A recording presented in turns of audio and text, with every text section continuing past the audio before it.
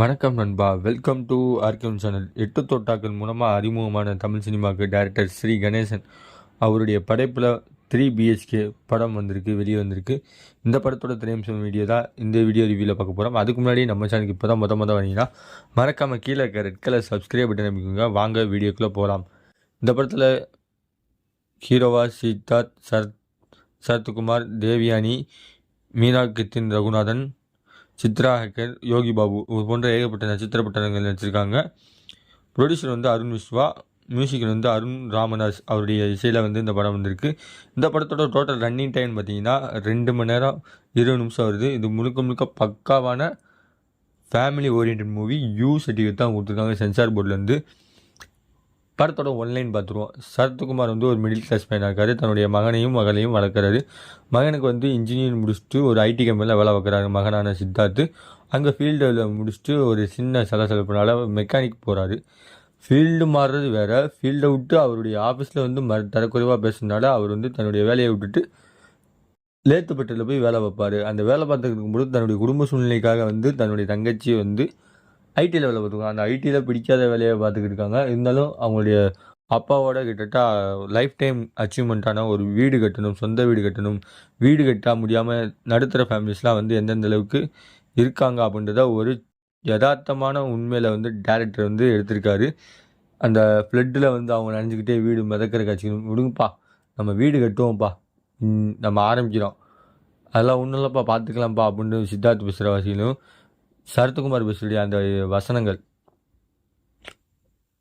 நான் பண்ணாத நீ பார்க்கணும்ப்பா, நான் பார்க்காத நீ பார்க்கணும்ப்பான்னு ஒவ்வொரு இடம் சொல்கிற எமோஷனல் அட்டாச்சு இதெல்லாமே ஏகப்பட்ட படங்கள் போயிட்டே இருக்கலாம். ஃபஸ்ட் ஹாஃபில் கொஞ்சம் விறுவிறுப்பாக போன படங்கள் செகண்ட் ஹாஃபில் கொஞ்சம் திசை மாதிரி நிறைய காட்சிகள் எதுக்கு எமோஷ்னல் அட்டாக் கொண்டு வரேன் ராவா அப்படியே ஃபேன்ஸுக்கு செலிக்கன்னு சொல்லி ஒரு பாட்டு, ஒரு ஸ்டோரி, ஒரு காமெடி எதுவுமே இல்லாமல் டைரெக்டாக மக்களுக்கு கொடுக்கணும்னு சொல்லி ராவா எடுத்திருக்காங்க. அது இந்த படத்தோட கொஞ்சம் இல்லை, ஏகப்பட்ட இடத்துல கிரெஞ்சாக அமைஞ்ச மாதிரி எனக்கு தெரிஞ்சிச்சு. மற்றபடி படத்தில் ஓவராலாக பார்த்தீங்கன்னா சென்சார் போர்டில் யூ கொடுத்துருக்காங்க. அடல்ட் கண்டென்ட் எதுவுமே கிடையாது, செக்ஷுவல் கண்டென்ட் எதுவுமே கிடையாது. ஒரு ஃபேமிலி, மிடில் ஃபேமிலி போட்டிருக்க ட்ரெஸ்ஸில் தான் பார்ப்பாங்க தவிர பேங்க் அக்கௌண்ட்டில் இருக்க பணத்தை பார்க்க மாட்டாங்க.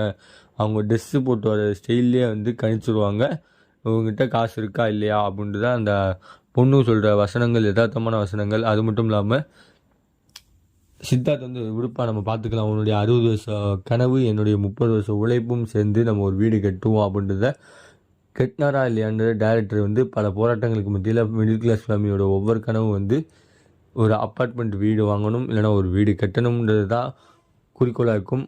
அந்த இதை ஒரு யதார்த்தமான நடிப்பு மூலமாக 4 பேர் வெளிப்படுத்திருக்காங்க. தேவியானியோடைய அந்த ஒவ்வொரு கணக்கு பார்த்து செலவு பண்ணுறதும் சரி, இந்த மாதிரி ஏகப்பட்ட காட்சிகள் மிடில் கிளாஸ் ஃபேமிலியை தொட்டு எடுத்திருக்காங்க. கிட்டத்தட்ட குடும்பஸ்தன் படம் அங்கங்கே வந்தாலுமே படத்தில் ஓவராலாக பார்த்திங்கன்னா படம் சூப்பராக தான் இருக்குது. இந்த படம் யார் யாருக்கு பிடிக்கும், யார் யாருக்கு பிடிக்காதுன்னு சொல்கிறேன். ஒரு மிடில் கிளாஸ் ஃபேமிலியில் மட்டும் இல்லாமல் ஒரு சராசரியான மனுஷனுடைய ஃபேமிலியில் லைஃப்பில் அவர் எவ்வளோ கஷ்டங்கள்லாம் படுவார்ன்றதை எக்கடாவது ஒரு கஷ்டத்தில் இந்த கஷ்டங்கள்லாம் பட்டுப்பே அப்படின்றது படத்தோட சிங்காகி போகும்.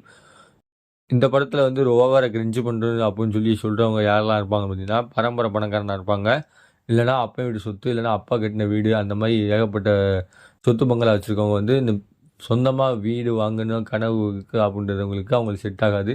மற்றபடி சொந்தமாக இப்போ தான்ப்பா ரீசெண்டாக நீ சொன்ன மாதிரி பேங்க்கில் ஷெடியூல் பண்ணி லோன் வாங்குறது, இந்த மாதிரி காசுக்கு அதெல்லாம் கடன் நகைகள்லாம் அடகு வச்சு வீடு வாங்கினேன் அப்படின்றது உங்களுக்கு செட் ஆகும். ஓவராலாக பார்த்தீங்கன்னா இந்த படத்துக்கு ஆர்கியம் சேனல் ரேட்டிங் பார்த்தீங்கன்னா 5க்கு 3.25 தருவேன். இந்த படம் ரிவ்யூ பிடிச்சிருந்தா உங்கள் ஃப்ரெண்ட்ஸ் எல்லாருக்கும் ஷேர் பண்ணுங்கள். அடுத்த ஒரு மூவி ரிவ்யூவில் சந்திக்கிற வரை உங்களிடம் விடைபெறுவது உங்கள் ஆர்கியம். By viewers.